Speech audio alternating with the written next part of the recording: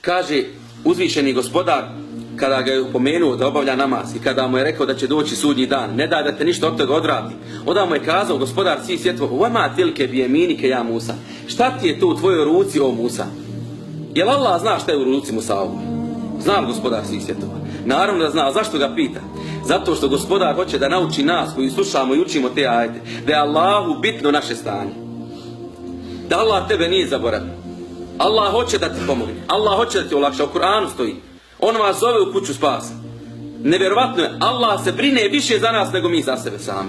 To je veličina gospodara svi. Šta ti je to u ruci, Musa? Zna, kakav god problem imaš, iskušenje, ispit, bela, bilo šta, znaj da Allah zna za to. Znaj da te gospodar nije zaboravio. Zna on za to, ali hoće da ga zoveš. Hoće da mu pričaš, da mu govoriš, da ga dozivaš, da mu na seždu padneš. A gledate onda kako nas Musa a.s. uči kako Allah treba da se odazove. I kaže: "Kale hi asaj." Gospodar, ovo je moj štap. To je odgovor. Kale hi asaj etevekeu alejha. Na njega se oslanjam. Wa yahushu biha ala ganim. I sa tim štapom dohvaćam svojim ovcama lišće i hranu. Wa liye fiha ma'aribu ukhra. A koristim i za raznorazne druge stvari. Kaže ulema koja se bavi tumačenjem Kur'ana. Gledajte, braćo i sestre, Musa a.s. je mogao odgovoriti: gospodar, ovo je moj štap. Ali on se ne zaustavlja tu. Zašto? Zato što uživa u razgovoru sa Allahom dželešanom. I znate kako je kod nas? Kaže Muhammed a.s. Ja Bilal erihna bis salah. O Bilale, odmori nas sa namazom.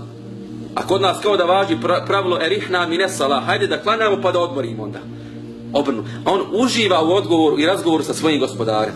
I zato znak budnog srca jeste kada uživa, kad ti je žao što moraš da prekineš učenje dovi. Žao ti što je namaz završio. Žao ti što još nemaš vremena da učiš Kur'an. Žao ti se rastati od čestitog prijatelja.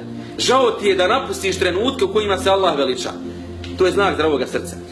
Kaže, oslanjam se na njega, sa njim dohvaćam lišće svojim ovcama i koristim i za raznorazne druge stvari. Nije znao šta će više da kaže, ali da ne bi prekinuo sa Allahom razgovor, kaže koristim i za raznorazne stvari. Subhan. A onda ga gospodar svih svjetova još jednu lekciju uči i kaže: Elqiha ja Musa. Baci svoj štap, o Musa. Gledajte, braćo i sestre, ovo je lekcija i za nas. Zbog čega Allah kaže Musau da baci svoj štap? Naravno, jedno tumačenje, uvijek vam to naglašavam. Nikada jedno tumačenje Islama nije jedino, nego jedno tumačenje koje se meni svidjelo.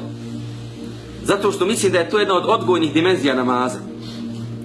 Baci svoj štap, o Musa. Zašto? Zato što je rekao malo prije toga: ja se na njega oslanjam.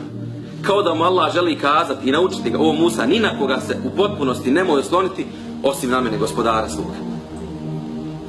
Namaz treba da nas nauči taj trenutak kada razgovaramo sa Allahom, da bacimo iza sebe te dunjaličke probleme. Zato klanjamo namaz. To je smisao. Onaj ko ne klanja, nek se potrudi da klanja redovno. Onaj ko klanja redovno, neka se potrudi da ga namaz odgaja.